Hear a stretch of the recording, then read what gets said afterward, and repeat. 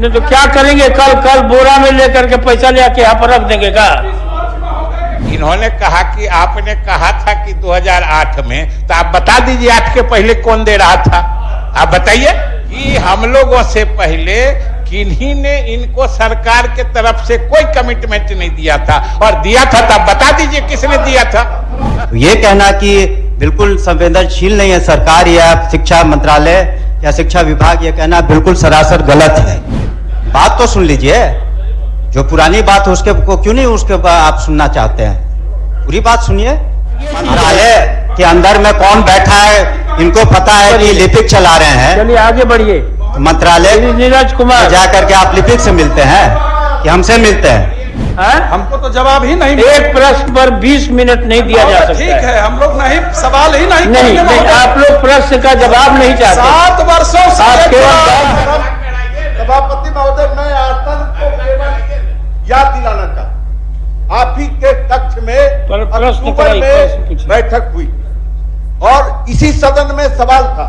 मंत्री जी ने स्वीकार किया था, आप नियमन दिए थे कि कि हर बार ऐसे सवाल आते हैं, 7-7, 8-8 साल के अनुदान बकाए हैं, इसकी समीक्षा में मीटिंग हो तो उसमें नियमन कैसा होता है? दो मिनट सर, आपने नियमन दिया, आपके कक्ष में बैठक हुई, मंत्री जी ने स्वीकार किया था कि हम विनियोग के माध्यम से हम पूरे 7 वर्ष के अनुदान की राशि का हम उपाय करते हैं और भुगतान करेंगे, एकमुश्त भुगतान करेंगे।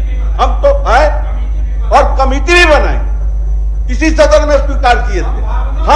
हम केवल यही याद दिलाते हैं सभापति महोदय, वेतन संरचना तलाशने के लिए कमेटी भी बनेगी, ये भी हुआ था। लोग मंत्री जी को बोलने का कुछ मौका दीजिएगा। हम लोग नारे चले जा रहे हैं महोदय। नहीं मर गए हैं वहां के शिक्षक महोदय, होगी ही नहीं।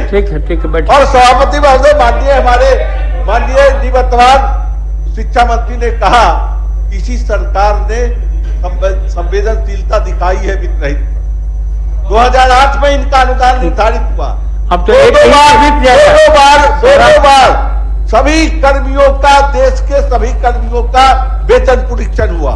महंगाई इतनी बढ़ी, आज वही राशि मिल रही है, वह भी समय पर नहीं मिल रहा है, तो ये कौन सी संवेदन? मंत्री जी को बोलने दीजिए ना, मंत्री जी को बोलने दीजिए। आश्वासन दिया था हम लोगों को, पिछले सदन में यह आश्वासन दिया था कि वेतन संरचना का एक हम उसका कमेटी बना लेते हैं और उस पर हम जांच करते हैं कि कैसे वेतन संरचना दिया जाता है। तो ये बात तो आ चुकी है, हम केवल इतना याद देना चाहते हैं। दूसरी बात,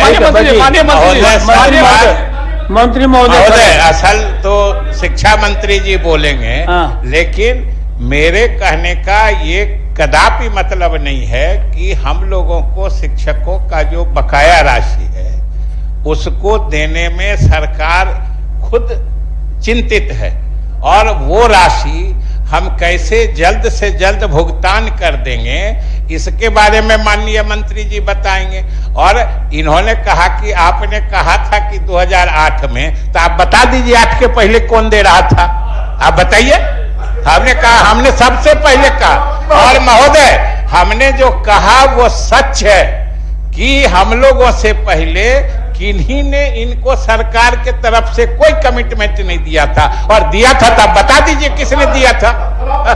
सभापति महोदय, आजादी के बाद इस राज्य में सरकार ने कोई शिक्षण संस्थान नहीं खोले, समाज के समाज सेवियों और शिक्षा प्रेमियों ने खोला, और इसी सरकार ने, पूर्व की सरकार किया जाना माननीय मंत्री महोदय से। माननीय मंत्री महोदय अब बैठिए, कुछ नहीं आएगा। माननीय मंत्री महोदय, माननीय अध्यक्ष महोदय, माननीय सदस्य जो अपनी बातों को कर रहे हैं, हम बिल्कुल पूर्व माननीय शिक्षा मंत्री की बातों से सहमत हैं, और ये कहना कि संवेदनशील नहीं, उस पर भी मैं कहना चाहूंगा। इसी सदन में माननीय सदस्यों ने अपनी आवाज कहा था कि जो प्रबंधन समिति है उसमें कुछ उसमें जो संशोधन हुआ, जिसके कारण जो माननीय विधायक, माननीय पार्षदगण जो अध्यक्ष बनना चाहते थे पूर्व में, उसको आप रिस्टोर करिए।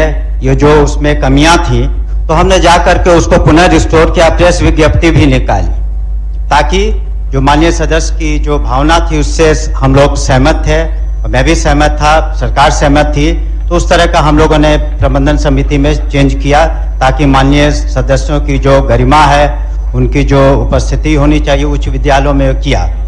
दूसरा प्रश्न यहाँ पर उठा था कि जो अनुदानित विद्यालय हैं जिनका कोड सस्पेंडेड था, करीब 600 से ज्यादा थे, उनको वक्त दिया गया था कि आप उस कोड को आप अपने यहाँ जो संरचना है, बाकी जो आधारभूत चीजें हैं उसको आप पूरा करें। उन लोगों ने पूरा नहीं किया तो उनके कोडों को सस्पेंड किया गया।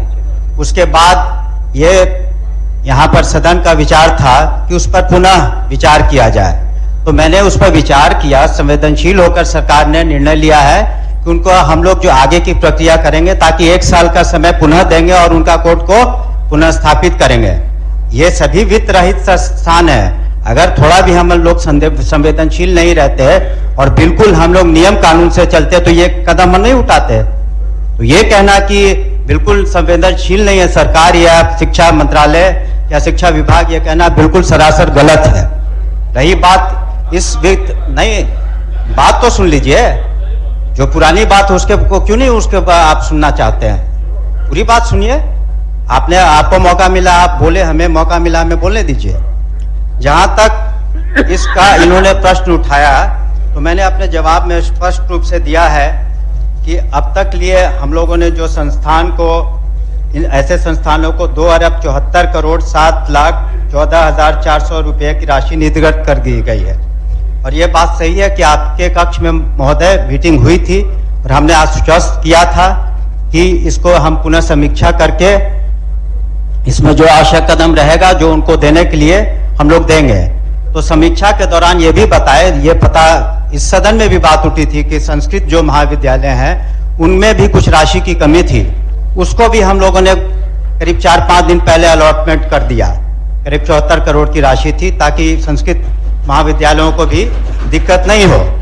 रही बात इसकी, तो हम लोग समीक्षा कर रहे हैं और एक किश्त में हम ये नहीं कह रहे हैं कि एक ही बार एक मुश्त में दे पाएंगे, लेकिन हम लोग इसकी समीक्षा हम लोग ने की है। और इस बार जो वित्तीय हम लोग को बजट है हम लोग का, उसमें इस पर प्रावधान करके हम लोग इसको स्टैगरिंग करके और राशि को हम लोग उसको बांट लेंगे कि किस तरह से सहूलियत हो, उसके बाद देंगे।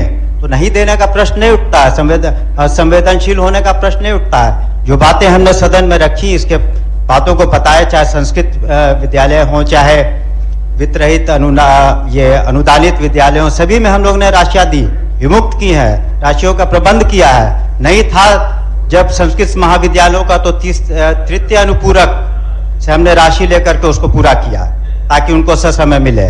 तो इसको भी हम लोग समीक्षा हम लोगों ने की है। इसको किस तरीके से बांट करके हम लोग राशि समय समय पर इनको करके हम लोग अलॉटमेंट करेंगे, ये मैंने आपको भी आश्वस्त किया था, सदन को भी आश्वस्त करना। अब इसको लेकर के सरकार की संवेदनशीलता और कर्तव्य निष्ठा पर सवाल उठाना मैं समझता हूं अनुचित है। धन्यवाद।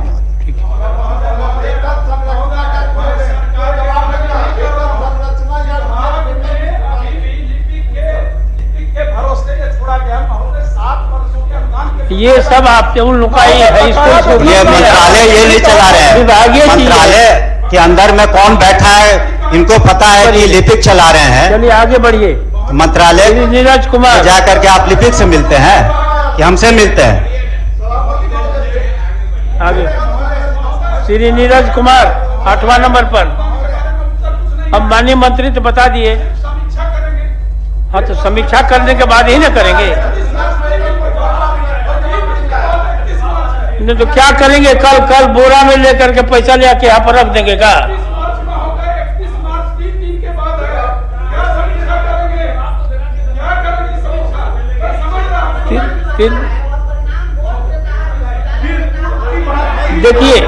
देखिए इसलिए आप लोग समय बहुत ले लेते हैं, काम का भी रिजल्ट नहीं चाहते हैं, केवल वोटर के पास एक जाए मिट्टी जाए। हमने कहा बराबर हम लोगों ने माननीय मुख्यमंत्री से आग्रह किया है, मंत्री जी से आग्रह किया है, तो उसको जो जवाब देते क्या करेंगे बताइए। आप ही मंत्री हो गए तो क्या करेंगे इसको? क्या कीजिए, क्या निदान निकालिएगा बताइए। मंत्री जी ने ये जवाब नहीं, दिया। केवल आप बताइए ना क्या निदान निकालिएगा। संवेदनशीलता का पैसे यही की मतलब व्यवस्था है। करनी पड़ती आज है, 7-7 प्रबंधन 8-8 करना साल का पड़ता है। शिक्षक भूखा है आज। आगे सवाल है, चलिए डॉक्टर नीरज कुमार, डॉक्टर नीरज कुमार पूछिए।